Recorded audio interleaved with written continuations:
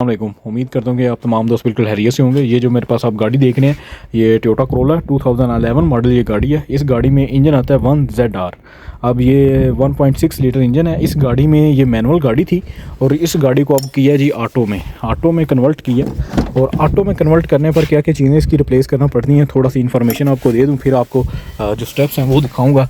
तो कस्टमर ने पहले चेंज करके लेके आया हुआ है। ये शिफ्टर उसने चेंज कर दिए, जो लीवर है ये लीवर चेंज करके लेके आया, सही है। मीटर वो रिप्लेस करके लेके आया। ये आप देख लें, ये इसने मीटर इसका अपना लगा हुआ है। ये मीटर इसका मेरे ख्याल से अपना है। और ये कंप्यूटर वगैरह भी उसने पहले एक रिप्लेस किया, लेकिन एज इट सेम प्रॉब्लम थी जी। गाड़ी कि चेक इंजन लाइट नहीं आई और गाड़ी आपको पता है कि चेक इंजन नहीं आएगी तो गाड़ी कम्युनिकेशन नहीं करेगी तो गाड़ी स्टार्ट नहीं होगी। तो अब इसमें चीज़ें क्या क्या चीज़ें आपने चेक करना होती हैं, और कौन सा ऑटो में लगता है कंप्यूटर का नंबर। ये टोयोटा 11 मॉडल 10 11 जो 12 है, इसमें कौन सा नंबर लगता है वो भी आपको चेक कराता हूँ। और आपको ये भी बताता हूँ कि इसके वायरिंग जो है वो अक्सर प्रॉब्लम लोगों को आती है। तो वायरिंग का मैनुअल ऑटो की कम्युनिकेशन की वायरिंग सेम है। जो ही कम्युनिकेशन की वायरिंग मैनुअल में है वही कम्युनिकेशन की वायरिंग ऑटो में है। ऑटो में जस्ट ये आ जाता है कि उसके शिफ्टर का ग्रिप आ जाता है बाहर, उसके वॉल बॉडी का कनेक्टर आ जाता है, और यहाँ से जो वायरिंग जाती है इसके ECM में उसका वायरिंग को 2-3 आ जाती हैं। तो मैं आपको लेके चलता हूँ बाहर।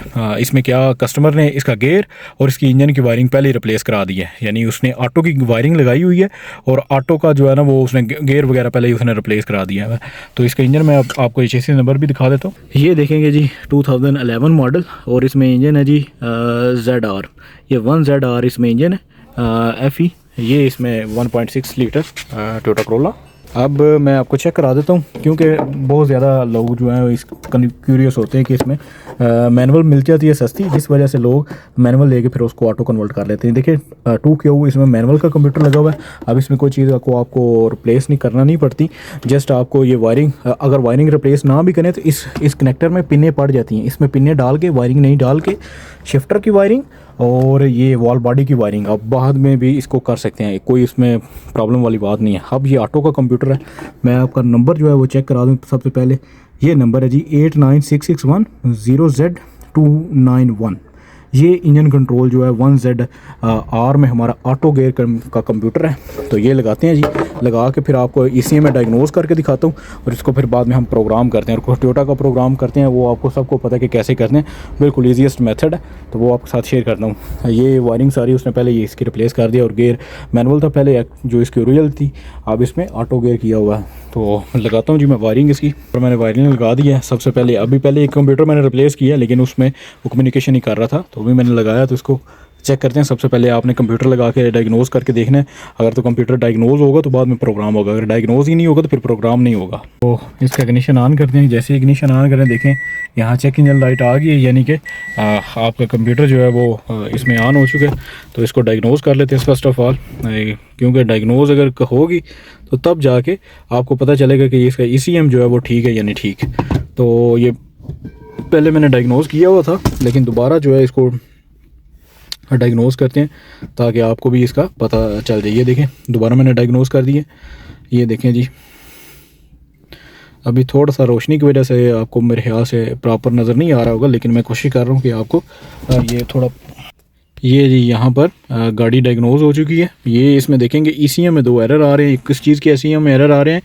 Engine immobiliser B2799 engine immobiliser system. ये बहुत ईजीएस्ट वे है इसको प्रोग्राम करने का। तो मैं आपको यहाँ से भी आप कर सकते हैं, कंप्यूटर से भी कर सकते हैं, और कंप्यूटर इस्तेमाल नहीं करना चाह रहे तो मैनुअल कैसे करते हैं वो आपको चेक कराता हूँ। दूसरा स्टेप मैंने आपको बताया कि प्रोग्रामिंग का, और ये आप देखेंगे तो सारी लाइट्स इसकी ब्लिंक कर रही हैं, यानी प्रोग्रामिंग लग चुकी है। और टोयोटा की प्रोग्रामिंग ECM चेंज करने की बहुत ज़्यादा आसान है। ये आप देखेंगे तो यहाँ पर 4 नंबर पर मैंने लगाया हुआ है, और यहाँ पर 13 नंबर पर वायर है। ये 13 नंबर पर इधर है और 4 नंबर पर ऊपर है, ठीक है। तो ये मैंने अभी लगा दिया है। तो इसको वेट करेंगे 35 मिनट तक, 30 से 40 मिनट आप इसको 40 कर लें, सिक्योर एरिया 40 तक वेट कर लें। और उसके बाद जो है वो जो कंपनी कहती है वो तो 35 मिनट होती है, लेकिन 40 तक अभी अगर 1-2 मिनट ऊपर भी कर लेंगे तो कोई प्रॉब्लम नहीं है। तो ये हमारा ECM अभी लगा हुआ है। तो अभी वेट करते हैं। जैसे ये प्रोग्रामिंग इसकी ख़त्म होती है तो फिर मैं स्टार्ट करता हूँ और फिर आपको फर्दर बताता हूँ कि इसमें कौन सी वायरिंग जो है वो हमें एडिशनल ऐड करना पड़ेंगी अपनी लाइट्स वगैरह गेयर की, और गाड़ी को प्रॉपर जो है वो मैनुअल से ऑटो कन्वर्ट करने में। यहाँ से हम रिमूव करेंगे इसको। ये आप देख रहे हैं हमारा टाइम अप हो चुका है, और यहाँ पर आफ्टर 35 मिनट गाड़ी को मैं जी अभी स्टार्ट करता हूँ। तो अल्हम्दुलिल्लाह गाड़ी हमारी स्टार्ट हो चुकी है। ये लाइट इस वजह से ब्लिंक कर रही है कि वो मैंने नीचे वायर लगी हुई थी। अब इसको ऑफ़ करके ऑन करेंगे तो लाइट हमारी बिल्कुल ठीक हो जाएगी। दोबारा कर रहा हूँ जी, ये आप देख रहे हैं जी लाइट बिल्कुल ठीक हो चुकी है। अभी इसमें इसकी हमने चेक करनी है क्योंकि यहाँ पर ये काम नहीं कर रहा है। इसमें वायरिंग इसकी और इसको फर्दर जो इसमें चीज़ें चाहिए वो लगाएंगे और गाड़ी को इंशाल्लाह फाइनल करते हैं। अभी इसको दूसरी वायरिंग जो है इसके लीवर वगैरह की वो चेक करते हैं। ये देखें मीटर मैंने लगाया, पी की लाइट इसमें आ गई है। अब आपने इस मीटर में इसमें कोई चेंज नहीं करना, जस्ट जो इसका कनेक्टर है वो ही आपने लगाना है। ये आप देख रहे हैं ये कनेक्टर है, ये कनेक्टर लगाएंगे तो आपका कोई आपको और काम करने की ज़रूरत नहीं है, आपको मीटर आना आ जाएगा। लेकिन हमने ये मीटर लगाना नहीं है, कस्टमर ने कहा कि इस तरह का मीटर हमें लगाना है, लेकिन ये मैनुअल गाड़ी का है तो अब ऑटो का जो है वो लगाएंगे इसी तरह का। तो ये हमने लगाना नहीं है, जस्ट मैं आपको चेक कराने के लिए दिखा रहा हूँ कि इस तरीके से ये लाइट इधर आ जाएगी और कोई कनेक्शन वगैरह मीटर में करने की कोई ज़रूरत नहीं है। तो अभी रह गया ये जी, मैं ये आपको करके चेक कराता हूँ। और मैंने ये खोल लिया, ये नीचे से भी और यहाँ से भी वायरिंग एक्सप्लेन करूँगा। बहुत सारे दोस्तों को पता है लेकिन जिनको नहीं पता ये उनके लिए ख़ास तौर पर ये इसका कनेक्टर है, यहाँ से हमने सप्लाईज चेक करनी है सारी। और यहाँ पर मैं आपको कारमैन STD जो कि फ्री वायरिंग सॉफ्टवेयर है वहाँ से मैं आपको चेक कराऊँगा। यहाँ पर हम गाड़ी लेके चलते हैं जी अपनी टोयोटा। ये जी यहाँ पर ये सबसे एंड पे होगी, मैं आपको चेक करा देता हूँ क्योंकि ये कॉमन व्हीकल है तो इसकी सारी तकरीबन वायरिंग जो है आपको इधर मिल जाएगी। तो ये जी हम जाएंगे अपनी करोला में, ये जी करोला अल्टस। अब यहाँ पर 9-10 मॉडल कोई भी सिलेक्ट कर लें उसमें निकल जाएगी। यहाँ पर जी मैं आपको ये देख रहे हैं 9-10 मॉडल, ये वाली सिलेक्ट कर रहा हूँ। ये आप देख रहे हैं 9 मॉडल यहाँ पर सिलेक्ट कर रहा हूँ। यहाँ पर ये देखें ये सारी वायरिंग आगे ट्रांसमिशन। अब ट्रांसमिशन में आप देखेंगे ECT एंड AT इंडिकेटर है सॉरी, और सेकंड है हमारा शिफ्ट लॉक। यहाँ से शिफ्ट लॉक पर जाऊँगा तो ये जो डायग्राम है ये हमारी डायग्राम है जी ये सिस्टम की। तो यहाँ पर आप गौर करेंगे तो मैं आपको कुछ चीज़ें दिखा देता हूँ। ये हमारा कनेक्टर है, देखिए 1 नंबर पर ब्लैक वायर, 5 नंबर पर ग्रे वायर, 4 नंबर पर हमारी ये लाइट ब्लू है, 8 नंबर पर लाइट ब्लू और 6 नंबर पर हमारा ये ब्लैक वायर। अब इसमें आना क्या है, इसमें इग्निशन का ACC का फ्यूज़ लगा हुआ है, वहाँ पर इग्निशन का एक फ्यूज़ लगा हुआ है, ठीक है। ये IG देखें IG1 इग्निशन का फ्यूज़ लगा हुआ है, ठीक है। और 4 नंबर पर स्टॉप की STP स्टॉप की, जैसे ही ब्रेक लगाएंगे तो यहाँ पर करंट आना चाहिए, ठीक है, 4 नंबर पर। और एक ग्राउंड है और जो 5 नंबर है ये भी हमारा ग्राउंड है। ये की इंटरलॉक सोलेनोइड है, ये जैसे कि इंटरलॉक सोलेनोइड होगा तो यहाँ पर हमारी करंट आएगी। तो ये मैं चेक कराता हूँ जी आपको। ये हमारा जो कनेक्टर है ये हमारा कनेक्टर है। 1 नंबर आप देखेंगे यहाँ पर तो ब्लैक वाइट, 4 नंबर पर ब्लू।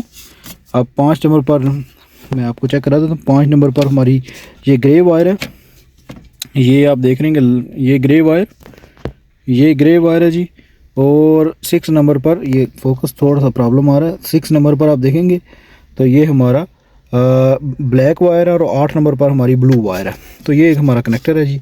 अब हम इसकी जो इस हिसाब से अपनी सप्लाईज चेक करते हैं। तो यहाँ पर ये आप देखेंगे ब्रेक स्विच है, ब्रेक स्विच का कनेक्टर जो उधर दिखा रहा है वो और लगा हुआ है, लेकिन 1 नंबर वाइट है तो 2 नंबर ब्लू है।